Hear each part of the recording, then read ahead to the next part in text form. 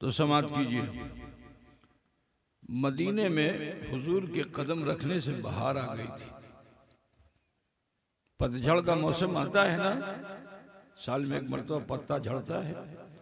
Medina ऐसी जगह कि जहां पतझड़ का मौसम ही नहीं आता, हमेशा बहार रहती है, हमेशा बहार रहती है। खिजुरेर गाछ देख रहे हैं, खिजुर के गाछ में पत्ता झड़ता है।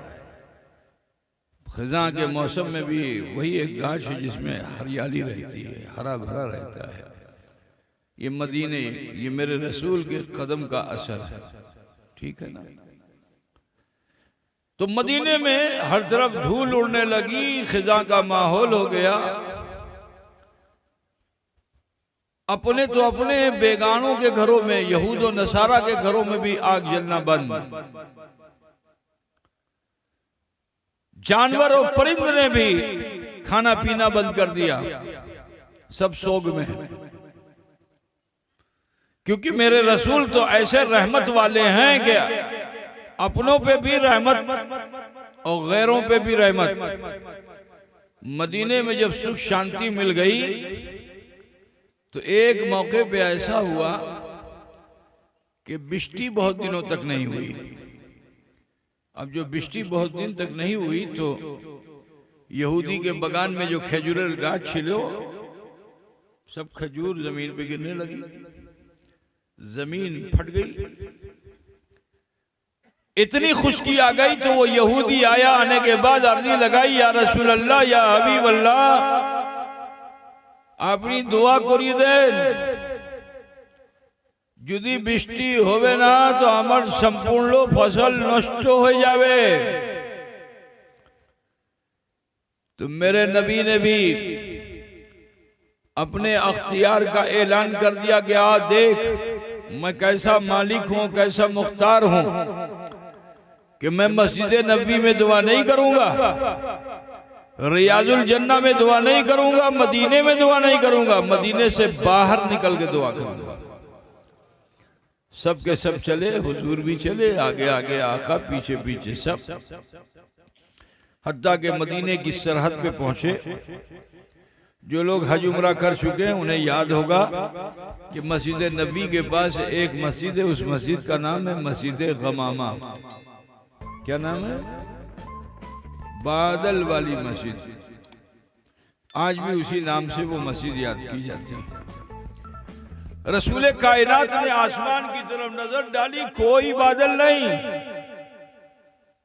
तो दुआ करना चाहिए था, अल्लाह बिजली भेज दे, अल्लाह बिजली भेज दे, अल्लाह बिजली भेज दे।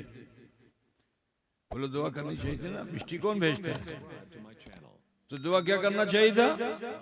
अल्लाह बिजली भेज दे, अल्लाह बिजली भेज दे, अल्लाह बिजली भेज दे। लेकिन नहीं, आसमान में कोई बादल भी नहीं था, मगर नबी रहमत ने अपनी उंगली का इशारा किया। जैसे ही उंगली का इशारा किया, बहुत दूर कोई बादल का टुकड़ा था, उस बादल के टुकड़े ने इशारे मुस्तफा को देख लिया। देखना था कि आकर ऐसा बरसा के पूरा मदीना जलथल हो गया। और सुनो, मैं तो ये कहता हूं कि वो बादल भी बड़ा खुशनसीब था कि जिस पर हुजूर की निगाह पड़ गई, उस पर हुजूर की निगाह पड़ गई। इसी नजरे करम का तो सारा सवाल है। अब जो निगाह पड़ गई तो बादल आएगा तो कहीं एक जगह बरसेगा, शेष हो जाएगा। घूम घूम के कोई बादल बरसता है, कभी पूर्व दिख तो कभी पश्चिम दिख तो कभी उत्तर दिख तो कभी दक्षिण दिख। ये मतलब बादल से बिजली होती है। बादल का टुकड़ा आएगा, एक तरफ बरसेगा, शेष। ऐसे होता है, मलबा सटंगा पाड़ा मस्जिद की तरफ बरसा, कब्रिस्तान की तरफ नहीं बरसा। ऐसा भी होता है ना कभी कभी, बादल का एक टुकड़ा आया, इधर बरसा, इधर नहीं बरसा, इधर छांव इधर धूप, ऐसे ही तो होता है ना। लेकिन सुनो, वो बादल के जिसपे हुजूर की निगाह पड़ गई थी, वो इतना मस्त हो गया, इतना मस्त हो गया कि सिर्फ मस्जिद नबी का चक्कर नहीं लगाया, मदीने को चक्का चक्कर लगाया, तवाफे मदीना करने लगा, रक्स करने लगा, झूमने लगा और घूमने लगा, और घूम घूम कर झूम झूम कर इतना बरसा के मदीने में जल थल हो।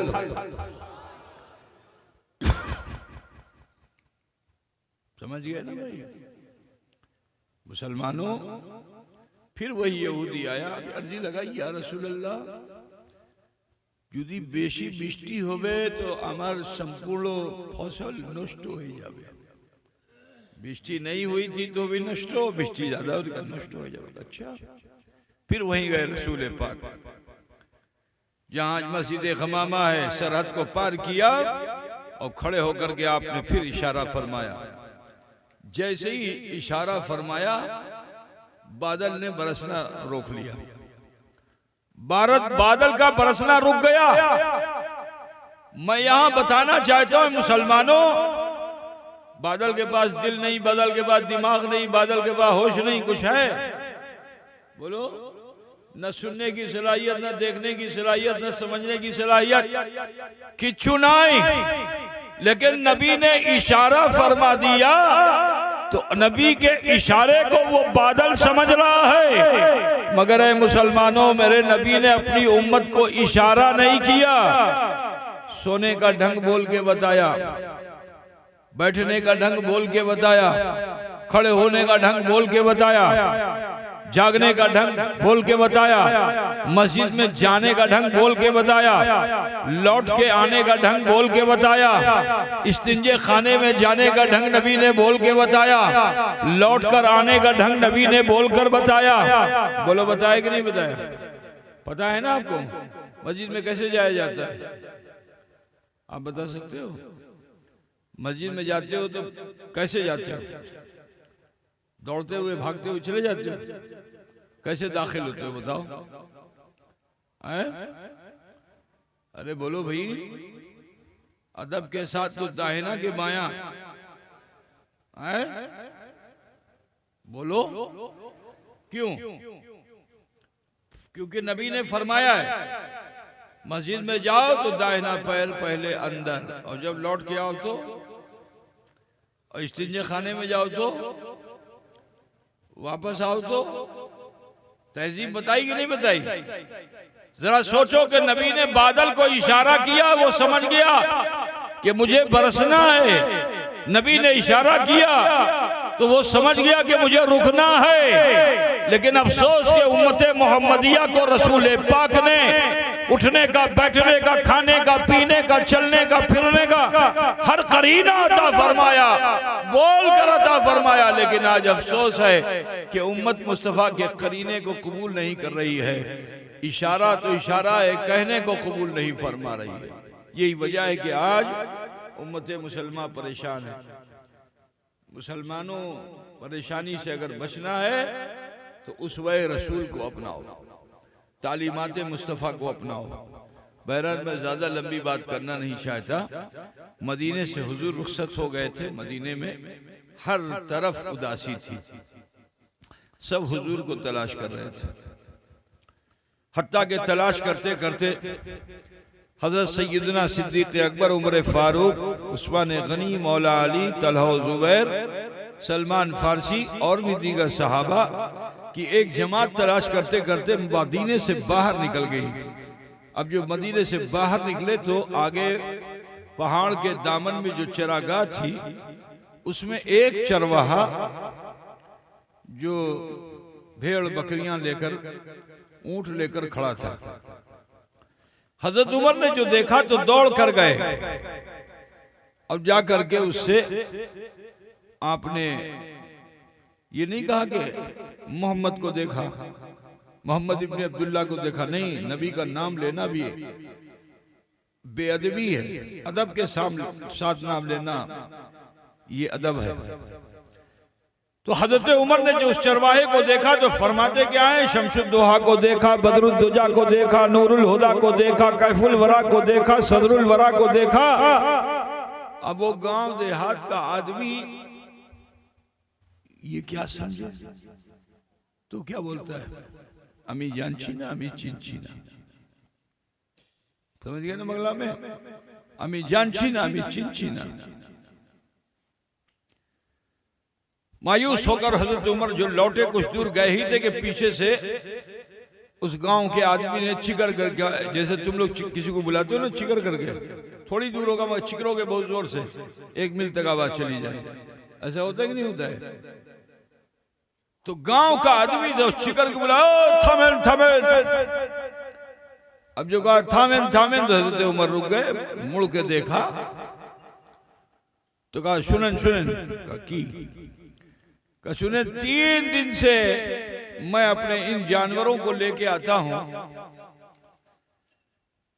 ये कुछ खाते पीते नहीं, घास भी नहीं चरते और थोड़ी थोड़ी देर में रोते हैं, क्योंकि पहाड़ पर किसी के रोने की आवाज को ये सुनते हैं तो रोते हैं, कोई पहाड़ पे कानता है तो ये भी कानते हैं। इतना जो सुना सिद्दीक अकबर ने तो खुशी से फूले न समाये, इशारा किया कि लगता है हाँ जनाबे मोहम्मद रसूलुल्लाह सल्लल्लाहु अलैहि वसल्लम ही हैं। आपने सबसे फरमाया कि आप लोग ठहरिए, मैं अभी जाता हूं, मोहम्मद अरबी को मना के लाता हूं। बहुत ही एतमाद और एतकाद के साथ इसी यकीन पे गए थे कि मैं कहूंगा तो हुजूर जरूर मान जाएंगे। अब वहां गए तो देखते क्या है, गुफा में अल्लाह के रसूल सजदे में, आपने सलाम किया, कहा सलाम अलैका या रसूल अल्लाह, मगर कोई जवाब नहीं। थोड़ी देर के बाद फिर सलाम किया, फिर भी कोई जवाब नहीं। तीसरा सवाल, सलाम फिर कर दिया, फिर भी कोई जवाब नहीं। जब 3 सलाम कर लिया कोई जवाब नहीं तो आप कानने लगे कि लगता है अल्लाह के रसूल मुझसे ही खफा हैं, और रोते रोते पहाड़ से नीचे उतरे। हजरत उमर सामने थे, जाके उन्हीं से लिपट गए, कानने लगे कि उमर लगता है हुजूर मुझसे ही नाराज होके आ गए, मैंने 3 सलाम किया मगर मेरे सलाम का जवाब नहीं दिया, लगता है अल्लाह के रसूल मुझसे ही नाराज है। हजरत उमर ने उनको तसल्ली दी, कहा बेचैन मत हो, मैं भी जाता हूं मना के लाता हूं, मेरी राय तो अल्लाह भी कबूल करता है, मोहम्मद रसूलुल्लाह क्यों नहीं कबूल करेंगे? तो लिहाजा वो भी गए, पहाड़ पे चढ़े, गुफा के पास पहुंचे। अब जो गुफा के पास पहुंचे तो हुजूर को सजदे की हालत में देखा, आपने भी पुरजोश सलाम किया, सलाम अलैका या रसूल अल्लाह, कोई जवाब नहीं। थोड़ी देर के बाद फिर सलाम किया, कोई जवाब नहीं। कुछ देर और इंतजार किया, फिर सलाम किया, कोई जवाब नहीं। वो उमर कि जो अपने करीबी अजीज के मरने पे भी नहीं रोया, लेकिन आज जब नबी रहमत ने उनके सलाम का जवाब नहीं दिया तो उनकी आंखों में भी आंसू आ गए और वो भी कांदते हुए साथियों के बीच आ गए और कहा कि नहीं नहीं, लगता है अल्लाह के रसूल मुझसे नाराज है। और फिर फरमाते हैं कि बस देखो, हुजूर को कोई और राजी नहीं कर सकता है, अली ही राजी कर सकते हैं, क्योंकि अली फर्जंदे अली बिरादरे रसूल हैं, अली दामादे पैगंबर हैं, तो रसूल पाक इनकी बात को जरूर मानेंगे। तो जानते हो हजरत अली करमल्लाहु वजहुल करीम ने, जिनको रसूल पाक ने फरमाया कि अना मदीनतुल इल्म वाली उन बाबहा, कि मैं इल्म का शहर हूं, अली उसके दरवाजे हैं। तो उस बाबुल इल्म ने इरशाद फरमाया कि जब हजरात शेखैन से राजी नहीं हुए तो मुझसे क्या राजी होंगे? हाँ, मैं आपको ये बताना चाहूंगा कि हुजूर अगर किसी से राजी हो सकते हैं तो वो जात है फातिमा जहरा की। फातिमा जहरा अगर चली जाएंगे तो रसूलुल्लाह जरूर राजी हो जाएंगे। लेकिन वो बड़ी हया वाली, पर्दे में रहने वाली, आज देखो हमारी माँ बहन बेटियां पर्दे में हो गई, पर्दे से हट गई। अब अगर कोई बेटी पर्दा करती है तो उसके पर्दे को हटाने के लिए जालिम कैसा कैसा जुल्म कर रहा है।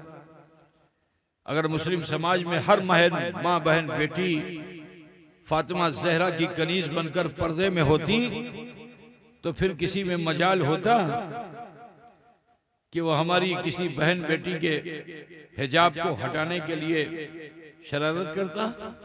बोलो। तो ये कमी कहाँ से है? हमारे समाज से। आज हमारे समाज से पर्दा उठ गया, तो अब अगर कोई पर्दा करना चाहता है तो उसके पर्दे को हटाया जाता है। पर्दा क्या है? जैसे नमाज, रोजा, हज, ज़कात है ना, ऐसे ही औरतों पे पर्दा फर्ज है। कोथा पूछते ना। आज अफसोस ये है कि हमारी माँ बहन बेटियों ने इसका ख्याल नहीं रखा और हमने भी इस तरफ ध्यान नहीं दिया। तो लिहाजा अभी देर नहीं है, हमें संभल जाना चाहिए। इतना पर्दा करो, इतना पर्दा करो कि फिर कोई पर्दे पे सवाल ना कर सके। कोथा पूछते ना, ओ तो पर्दा लज्जापति माँ बहन बेटियां बन जाएं कि फिर कोई हमारे माँ बहन बेटियों के पर्दे पे सवाल ना कर सके। कोथा बुझ रहे ना आप लोग? हाँ, ऐसा होना चाहिए। हम जब इस्लामी तौर तरीके को अख्तियार कर लेंगे तो कोई हमारे लिबास, हमारे जिस्म, हमारी जात पे उंगली नहीं उठाएगा। अल्लाह ताला हमें तुम्हें सबको तौफीक अता फरमाए। तो लज्जापति फातिमा ज़हरा इतनी लज्जा वाली कि अपने इंतकाल के बाद सोचें कि मेरा जब इंतकाल हो जाएगा तो मुझे तो सब देखेंगे।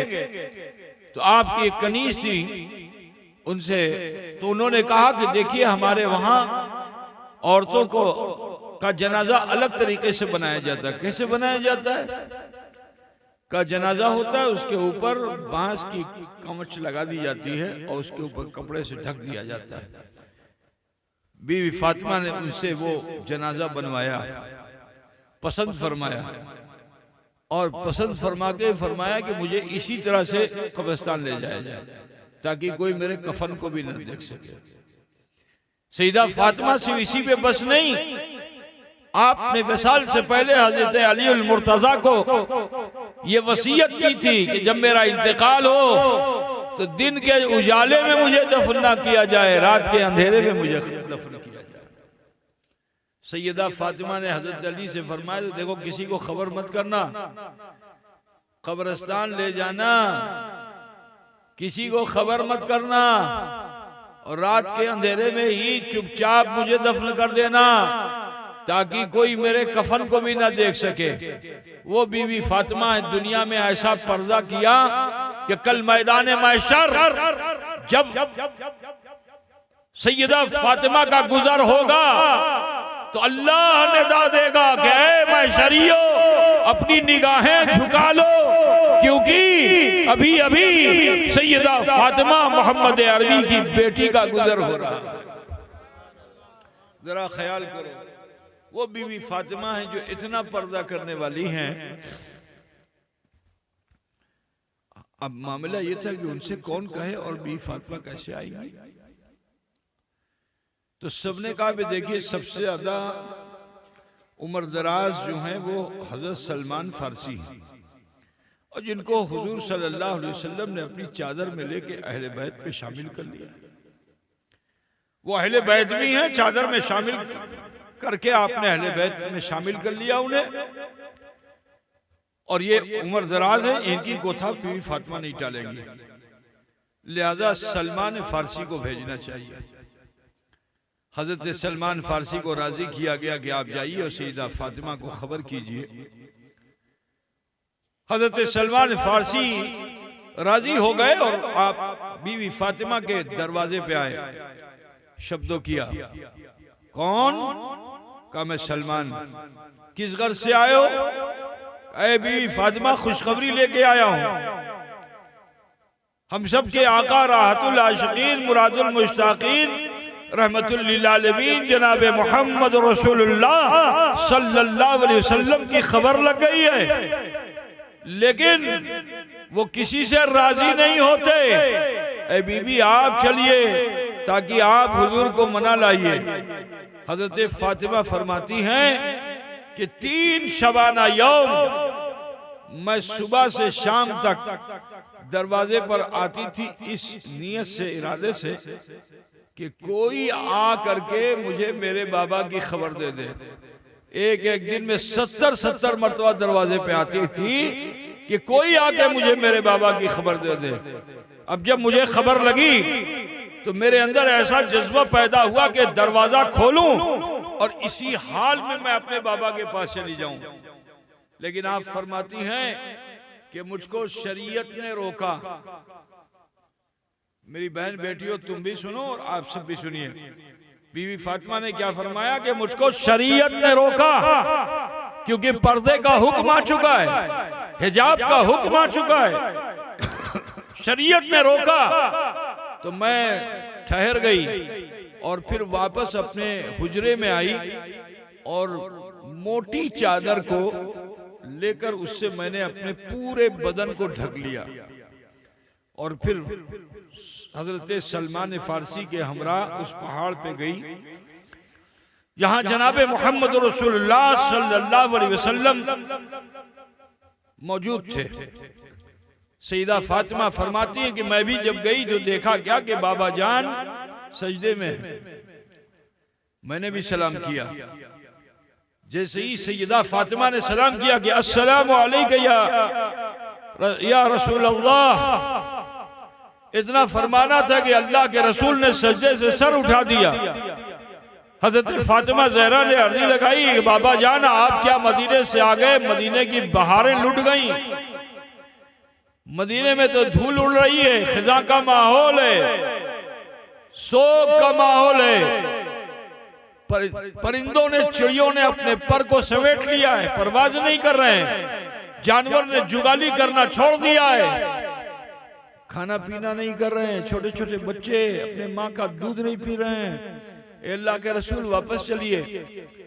तो रसूल कायनात ने बीवी फातिमा से फरमाया कि ए मेरी बेटी, मैं किसी से नाराज होकर नहीं आया, बल्कि अल्लाह को राजी करने के लिए यहाँ आया और इस अहद के साथ आया हूँ कि जब तक मेरा रब मेरी उम्मत के हक में राजी नहीं हो जाएगा मैं यहाँ से जाऊंगा नहीं। ये फरमा कर आप सजदे में चले गए। अब जो सजदे में गए तो आपकी पिंडली मुबारक खुल गई, लुंगी मुबारक ऊपर हो गई, तो वहां से रक्त तो प्रवाहित कर रहा था, खून बह रहा था। बीबी फातिमा ने जो बहते हुए खून को देखा तो कानने लगी, कहा अल्लाह मैं अपने बाबा के बहते हुए खून को नहीं देख सकती। अगर तुझे फिदिया चाहिए, कुर्बानी चाहिए, तो अल्लाह मेरे दो लाल हैं हसन और हुसैन, इसे तू कबूल फरमा ले, इसे तू कबूल फरमा ले और मेरे बाबा के हक में राजी हो जा। जानते हो उसी समय हजरत जिब्रील अमीन अलैहि तैयतो व सना अल्लाह का हुक्म पाकर इस आयत करीमा को लेकर बारगाह रिसालत माम में हाजिर हुए। क्या वलसौफ युअतीका रब्बुका फतरदा, अन करीब ऐ महबूब आपका रब आपको ऐसी ऐसी नेमतें अता फरमाएगा कि आप राजी हो जाएंगे। कुछ बुझते ना बाबा? तो सुनो, इस आयत करीमा की तासीर महशर में है। मुफस्सिरीन फरमाते हैं कि ये इनाम क्या है, नेमत क्या है? लौ है, कलम है, लिवाउल हम्द है, हौज़े कौसर है, शफात कुबरा है। लेकिन कुछ मुफस्सिरीन फरमाते नहीं, हुजूर की उम्मत ही हुजूर की नेमत है कि सिद्दीक अकबर महशर में पहुंचे तो सादिकीन की जमात को लेकर पहुंचे, उमर फारूक अदल करने वालों को लेकर पहुंचे, उस्मान गनी सखियों को लेकर पहुंचे, मौला अली शजियों को लेकर पहुंचे, हसनैन शहीदों को लेकर पहुंचे, गौसो ख्वाजा वलियों को लेकर पहुंचे। तो जब ये पहुंचेंगे तो ये वो लोग होंगे कि अल्लाह के रसूल को तो अल्लाह ताला ने शफाअत का हक अता फरमाया है। रसूल कायनात सल्लल्लाहु अलैहि वसल्लम जिसकी शफाअत फरमाएंगे वो बख्श दिया जाएगा। लेकिन अल्लाह ताला उसके हक को, नबी के हक को नबी तक महफूज नहीं रखेगा, बल्कि नबी के उम्मतियों में अगर कोई नेक हो गया, सौले हो गया, और उसने नबी सल्लल्लाहु अलैहि वसल्लम की बताई हुई शरीयत पे अमल कर लिया, तो जानते हो अल्लाह ताला उसे भी ये हक अता फरमा देगा। सिद्दीक अकबर तो बहुत बड़ी जमात को बख्शवाएंगे, उमर फारूक तो बहुत बड़ी जमात को बख्शवाएंगे, उस्मान गनी तो बहुत बड़ी जमात को बख्शवाएंगे, मौला अली बहुत बड़ी जमात को बख्शवाएंगे, हसन और हुसैन बहुत बड़ी जमात को बख्शवाएंगे, गौसो ख्वाजा अशरफ जहांगीर व अशरफुल औलिया ये तो बहुत बड़ी जमात को बख्शवाएंगे। लेकिन सुनो, आपने ये जो इदारा कायम किया है, यहाँ तालिबे इल्म आए मेहमान रसूल बनकर, तो सुनो कल मैदान महशर ये भी पहुंचेंगे। इनके पहुंचने की तासीर क्या होगी कि जब ये पहुंचेंगे हाफिज कुरान बनकर, आलिम नबील बनकर, फाजिल जलील बनकर ये पहुंचेंगे, तो इनकी सलाहियत देखो कि जैसे ही महशर में पहुंचेंगे अल्लाह ताला इनके माँ बाप को महशर में अफरा तफरी में रहने नहीं देगा, इनके माँ बाप को बुलंद मुकाम पे खड़ा किया जाएगा ताकि सारे महशरी देख ले। बुलंद मुकाम पे खड़ा किया जाएगा माँ को, बाप को। अल्लाह ताला की तरफ से इज्जत का ताज उनके सर पे रखा जाएगा। अभी देखा ना, सरदार को मिला, मंडल को मिला ना, कहाँ नेकी करने वाले को मिलता ही मिलता है ना। तो सुनो, ये वो हाफिज कुरान है कि जैसे ही महशर में पहुंचेंगे अल्लाह ताला इनके माँ बाप को बुलंद मुकाम पे खड़ा करके इज्जत का ताज अता फरमाएगा। क्वालिटी हुई कि नहीं हुई? बोलो। ये जब तक रहते हैं मदरसे में मेहमान रसूल बनकर, जब ये चलते हैं तो हदीस शरीफ में आई है कि इनका चलना चलना नहीं, ये जब चलते हैं तो फरिश्ते उतरते हैं और जहां ये कदम रखते हैं उससे पहले फरिश्ते अपना पर बिछा देते हैं। अब बोलो, जहां नूरी फरिश्तों का पर पड़ेगा वहां परेशानी आएगी, आफत विपत मुसीबत बला अजबे। जहां गुर्बत इफलासी से सो जाएगी, जहां फरिश्तों के पर पड़ते हैं वहां रहमत आती है, जहमत नहीं आती है। ठीक है ना भाई? कल मैदान महशर यही हाफिज कुरान अगर अमल के साथ, तकवे के साथ, परहेजगारी के साथ रहेगा। वरना सुनो, आलिम सबसे ज्यादा जाएगा जहन्नम में, दो कौम बहुत जाएगी, एक औरतें लेडीज जहन्नम में ज्यादा जाएंगी क्योंकि वो अपने शौहरों के सामने बदकलामी करने वाली होंगी। अल्लाह ताला इसको बहुत नापसंद फरमाता है। तो हदीस शरीफ में आया है कि सबसे ज्यादा औरत जहन्नम में जाएगी और दूसरे नंबर पर दुनियादार मौलवी जाएगा जो अल्लाह के बंदों को लूटने घसीटने में लगा हुआ है, झूठ बोलता है, फरेब करता है। ऐसे मौलवी भी जहन्नम में बहुत ज्यादा होंगे। तो जहन्नम में दो लोगों की तादाद बहुत ज्यादा होगी। किसकी? अरे बोलो ना भाई। वो औरत जो मक्कार है, अय्यार है, जो अपने शौहर की कद्र नहीं करती है, जहन्नम में जाएगी। ये मैं नहीं कह रहा हूं, हदीस शरीफ है। ठीक है? और वो मौलवी जरूर जाएगा जहन्नम में कि जिसने कुरान पढ़ा, जिसने हदीस पढ़ी, लेकिन उस पर अमल नहीं किया, झूठ बोलता रहा, मक्कारी करता रहा, यारी करता रहा, कौम को धोखा देता रहा, गंडा तावीज करके और ज्यादा उसको वसवसे में पहुंचाता रहा। ठीक है? ऐसे जितने मौलवी हैं ये सब के सब जहन्नम में जाएंगे। लेकिन सुनो, अगर ये तकवे और परहेजगारी के साथ दुनिया में जी गए तो इनका फायदा सुनो कि ये मुत्तकी हाफिज, ये परहेजगार हाफिज, ये अल्लाह से डरने वाला हाफिज जिसके सीने में कुरान है, इस हाफिज का आलम क्या होगा कि जब मैदान महशर ये पहुंचेंगे वहां अफरा तफरी होगी, इधर उधर सब मारे मारे फिर रहे होंगे। अल्लाह ताला अदल करेगा, इंसाफ करेगा। अब मीजान पे अमाल तौले जाएंगे।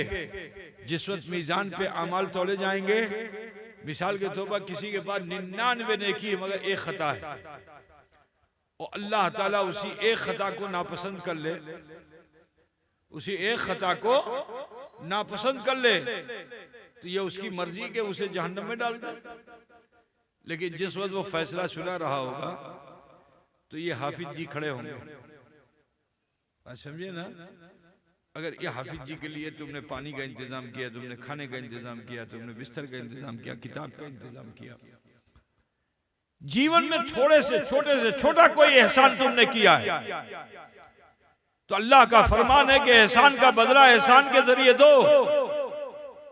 अब ये हाफिज कुरान जिसने यहाँ 2 साल 4 साल रह करके कुरान को हिफ्ज किया, यहाँ से चला गया, तुम्हारे एहसान का बदला तो नहीं चुका पाया वो, तो कल मैदान महशर ये हाफिज कुरान खड़ा होगा कि अल्लाह में सटंगा पाड़ा के मदरसे में पढ़ रहा था, इस शख्स ने मेरी मदद की थी, मेरे पास पानी नहीं था इसने पानी दिया था, मेरे पास बिस्तर नहीं था इसने बिस्तर दिया था, मेरे पास चटाई नहीं थी इसने चटाई दी थी, मेरे पास किताब नहीं थी इसने किताब दी थी।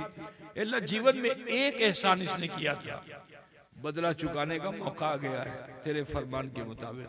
ए रब्बे कायनात, ए परवरदिगारा, ए लाल आलमीन, तेरी बारगाह में ये बंदा आसी अर्ज करता है कि मौला तू इसे बख्श दे। तो जानते हो हाफिज कुरान की इस बोली को अल्लाह ना मकबूल नहीं करेगा, मकबूल फरमा लेगा। अगर सजा दे भी दी होगी तो जहन्नम में ना डाल करके फैसले को तब्दील फरमा कर उसे जन्नत अता फरमा देगा। तो ये है हाफिज कुरान का फायदा। तीसरी बात और उसका दूँ, इसी में बात खत्म कर दूं कि एक मुत्तकी और परहेजगार हाफिज अपने ऊपर की 7 पुश्तों को बख्शवाएगा। कितनी? तुम लोग तो जोड़ भी नहीं पाओगे, ढूंढोगे तो नहीं मिलेंगे, है ना? अभी किसी से पूछो तो तुम जरा अपना ऊपर का शजरा सुनाओ तो कहेगा अब्बा, अब्बा के बाद दादा, दादा के बाद परदादा, उसके बाद लकड़ दादा, और उसके बाद अमी जान छीना। बोलोगे नहीं बोलोगे? मालूम हुआ 4 ही पुश्त गिना पाओगे, 5वीं नहीं। लेकिन ये अपने ऊपर के 7 पुश्तों को बख्शवाएगा,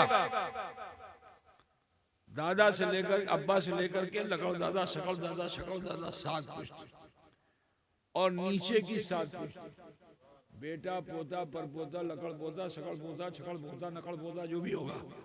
बात समझिए ना? 7 ऊपर की पुश्तों को, 7 नीचे की पुश्तों को एक हाफिज कुरान बख्शवाएगा। कोदा बुझते चिन्ह बाबा, तो ये क्वालिटी होती है एक हाफिज की। आज आप सब ने मिलकर के इन्हें हाफिज कुरान बनाया। बोलो इसका फायदा आप सबको मिलेगा कि नहीं मिलेगा? सिर्फ यही नहीं कि जलसा हो रहा था, मन चाह रहा था हम सो जाएं, लेकिन आप सोए नहीं, इसलिए क्योंकि इसे इज्जत मिलने वाली, तो उसके इज्जत और एजाज की बुनियाद पर इसको इज्जत मिलने वाली है। आप बैठे हुए हो, ये मंजर हम देखेंगे कल मैदान महशर। ये जो तालिब इल्म हाफिज कुरान हुआ, आपके इस एहसान को भी भुलाएगा नहीं, आपके इस एहसान को भी भुलाएगा नहीं, खड़ा होगा और अल्लाह से बख्शिश का तलबगार होगा। ठीक है ना? तो जिस वक्त एक हाफिज कुरान, एक आलिम नबील, एक वली कामिल अपने पीछे के लोगों को बख्शवा रहे होंगे, तो यही रसूल पाक सल्लल्लाहु अलैहि वसल्लम के लिए सबसे बड़ी नेमत है कि वला सौफा युतीका रब्बुका फतरदा, अन करीब है महबूब, आपका रब ऐसी ऐसी नेमतें अता फरमाएगा कि आप राजी हो जाएंगे। तो अजीज़ान गिरामी, ये खुशनसीबी है आपकी, हमारी, इस आबादी के मुसलमानों की, कि उन्होंने उल्टा सीधा काम नहीं किया, काम ऐसा किया कि जो दुनिया में भी काम आए और महशर में भी काम आए। तो अल्हम्दुलिल्लाह आज आपके इस क्या नाम मदरसे का? शराजिया मुश्तबाइया, जिसे यहाँ के लोगों ने कायम किया, और उसमें सबसे बड़ा रोल जो है हमारे अकालू मिस्त्री का है। वो अकालू मिस्त्री के जो बचपन से मखदूम अशरफ मिशन की सेवा करता रहा, अल्लाह का शुक्र है कि आज उसके ज़रिए से और आप लोगों के साथ से बेहमदि ताला ये मदरसा इस मुकाम को पहुँच गया। बोलिए आप लोग राजी हो कि राजी नहीं हो? इसको बढ़ाना चाहिए ना, तो इसमें आप लोग हिस्सेदार बनते रहिए, इसको उन्नति दीजिए, तरक्की दीजिए, ठीक है ना? एक सूरज से काम नहीं चलता, शाम को अंधेरा हो जाता है। कुछ बुझा? एक सूरज जलता है, दिन भर रोशनी देता है कि नहीं देता, लेकिन शाम को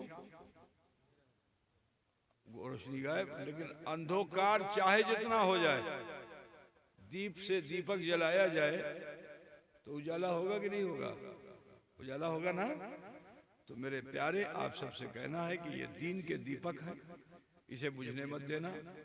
इसमें तेल की जरूरत है, तेल देते रहना, तेल देते रहना, ताकि ये दीपक बुझने न पाए।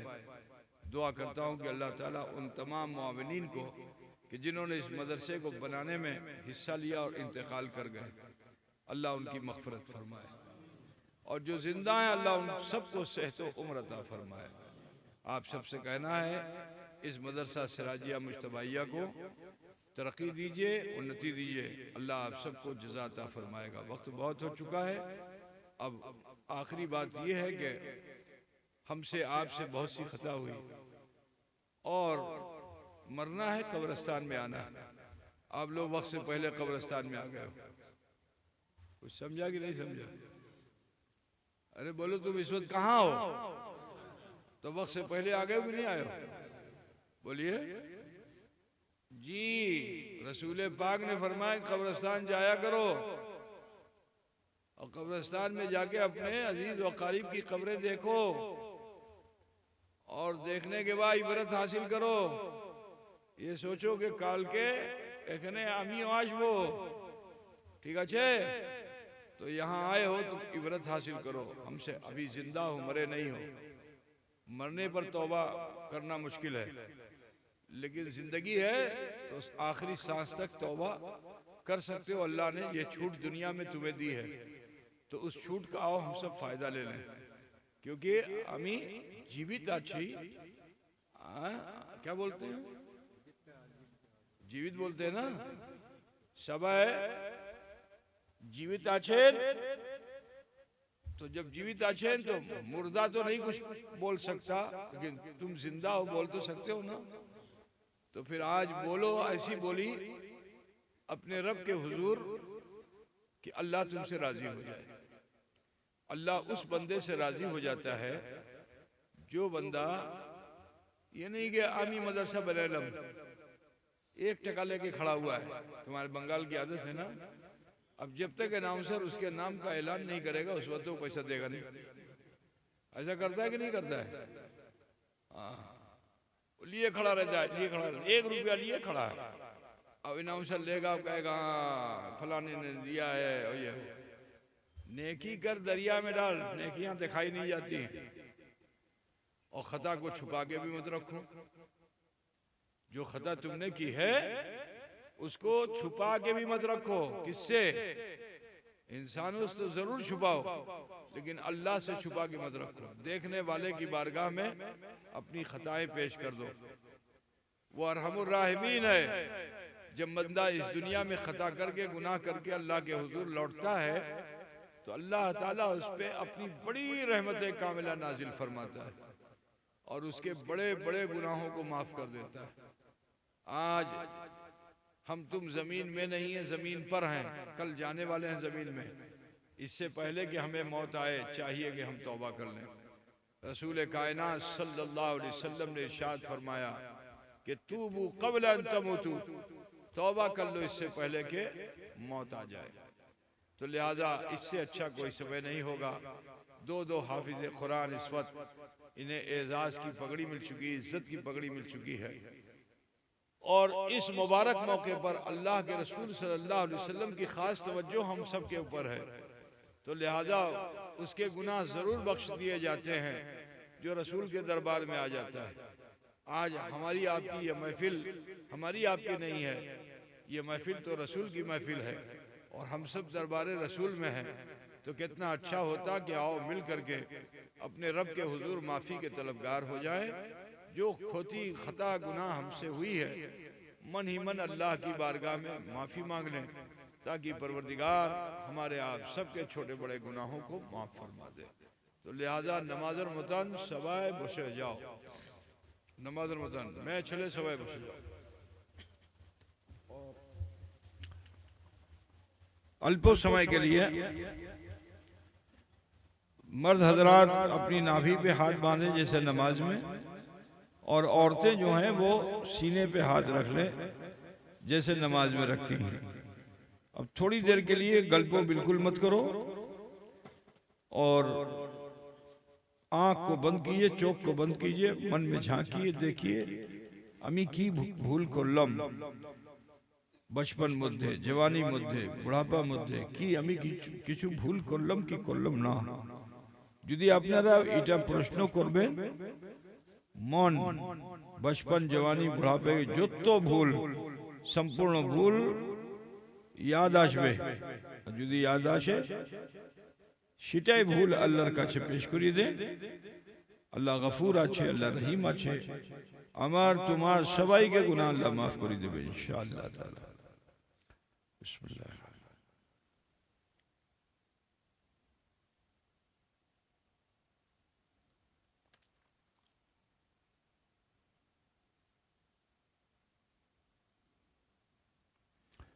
पढ़िए जैसे मैं पढ़ता हूँ। बिस्मिल्लाहिर्रहमानिर्रहीम।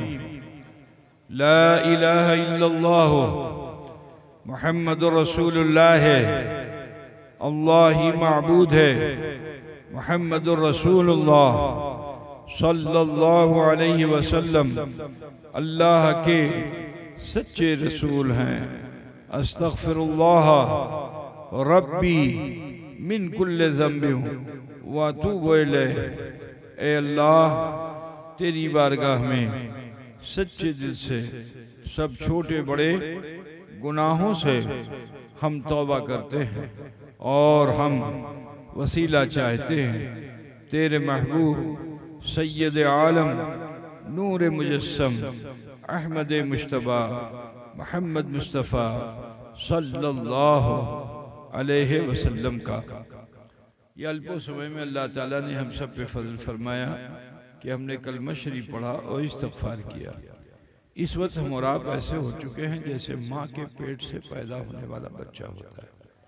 ए मुसलमानों, अब ज़रूरी है कि अपनी ज़िंदगी में बदलाव लाइए और बुराइयों से बचिए, नेक अमल कीजिए। बुराई से बचने का बेहतरीन जरिया नमाज है। तो लिहाजा आप सबसे कहना है कि नमाज से गाफिल ना हो। 5 वक्त की नमाज अल्लाह ने वक्त भी मुकर्रर की है फ़र्ज की है के तहत, तो लिहाजा उससे गाफिल मत हो। मेरी बहन बेटियों से कहना है अपने घरों में इस्लामी तहजीब को कायम कीजिए, खुद भी मुसल्ले बिछाइए। जब इंशाअल्लाह आप अपने घरों में मुसल्ले बिछाकर इबादत करने लगेंगी तो आपके बच्चों को सिखाना नहीं पड़ेगा, वो बच्चे आपकी नकल करेंगे और नकल करते करते असर हो जाएगा। तो लिहाजा आप सबसे कहना है शरीयत की पाबंदी कीजिए, झूठ चुगली से बचिए, गीबत से बचिए, बुराई से बचिए, नेक अमल कीजिए। इंशाअल्लाह दुनिया भी अच्छी होगी, आखिरत भी बेहतर होगी। समय बहुत हो चुका है, आखिर में चलते चलते मैं आप सबको ये भी बताना चाहूँगा कि आप के मुर्शिद कामिल हुजूर अशरफुल औलिया अली रहमतुर रिजवान का वो लगाया हुआ चमन, जिसकी एक शाखा आपको मदरसा सिराजिया मुश्तबाइया की सूरत में यहाँ दिख रही है। बहुत पहले हुजूर अशरफुल औलिया ने पंडवा शरीफ में उसकी बुनियाद रखी थी। अल्हम्दुलिल्लाह आपका ये गांव, ये बस्ती, इलाका उस इदारे के बहुत ही जिम्मेदार अफराद हैं जिन्होंने शुरू से लेकर अब तक किसी तरह की कोई कमी नहीं की। बेहमदि ताला इस लॉकडाउन के दौर में भी इंशाअल्लाह ताला परसों यानी 25 तारीख को अंग्रेजी जुमे के दिन गालिबन 65 बच्चों को दस्तार मिलेगी। कितने? 65 बच्चों के सरों पे दस्तार रखी जाएगी। ये तो लॉकडाउन का माहौल है, अगर पूरी तरह से खुल गया तो फिर मिशन कहाँ से कहाँ होगा, है ना। ये हुजूर अशरफुल औलिया की दुआ का समर है। अभी आप देखिए चांचल के लोगों में भी एक जोश जज्बा पैदा हुआ और उन्होंने आज दिन में तकरीबन 1 बीघा ज़मीन जिसकी कीमत 1 करोड़ के करीब है, और उसे वहाँ के लोगों ने ख़रीद करके मखदूम अशरफ मिशन के नाम रजिस्ट्री करा दिया। तो हर साल कुछ ना कुछ नया हो ही जाता है ना। हमें उम्मीद है कि हमारे मुर्शिद ने जो कहा है वो होगा ज़रूर, इससे पहले क़यामत नहीं आएगी। होबे है ना, क्या होगा कि नहीं होगा? बोलो ये होगा ना। पीर जिटा पीर हुकुम चिटा होबे कि होबे ना। तो हमारे पीर बहुत सच्चे थे, जो कह के गए वो हो रहा है। फरमाया था मिशन सिर्फ पंडवा में नहीं होगा, उसकी शाखा बहुत दूर तक फैलेगी। अल्लाह का शुक्र है, उसकी एक छोटी सी शाखा, एक टहनी तुम्हारे इस गांव में भी आ गई है ना। धीरे धीरे करके इंशाअल्लाह ताला मखदूम अशरफ मिशन फलता फूलता रहेगा। आप जानते हैं कि इसमें कोई परमानेंट एजेंट नहीं है। मखदूम अशरफ मिशन के चलने और चलाने का तरीका आपको मालूम है। आप अपने तौर तरीके से जो खिदमत करते हैं उसी से मखदूम अशरफ मिशन चल रहा है। उसकी तरक्की के लिए मैंने एक सिस्टम निकाला था, मिट्टी का बैंक। अभी तो बदल गया, चेंज हो गया, प्लास्टिक का हो गया है ना आपके वहाँ। तो वो बहुत दिनों से चल रहा है, कहीं आप लोगों के ऊपर बोझा तो नहीं है? इसको बंद कर दें? चलना चाहिए कि बंद कर दें? क्या भाई, चलना चाहिए ना? तुम लोगों से कम हम अपनी माँ बहन बेटियों से ज्यादा पूछ रहे हैं, क्योंकि तुम कम डालते हो, वो ज्यादा डालती हैं, है ना। तो चलना चाहिए ना इंशाअल्लाह ताला। अभी मिशन के बहुत काम है। देखिए पिराना पीर में भी एक बड़ा काम हो रहा है, दुआ कीजिए कि वो भी पूरा हो जाए, है ना इंशाअल्लाह ताला। आप लोग देख रहे हैं वो जो बन रहा है, उससे शांति है कि नहीं आप लोगों को?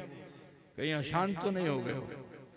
जिटा काज होलो छिटा बेशी होलो कि काजटा और बढ़ाते हुए की करते हुए हैं, बढ़ाते हुए। अल्हम्दुलिल्लाह आपके इलाके में आप लोगों को हमने कभी कुछ नहीं कहा।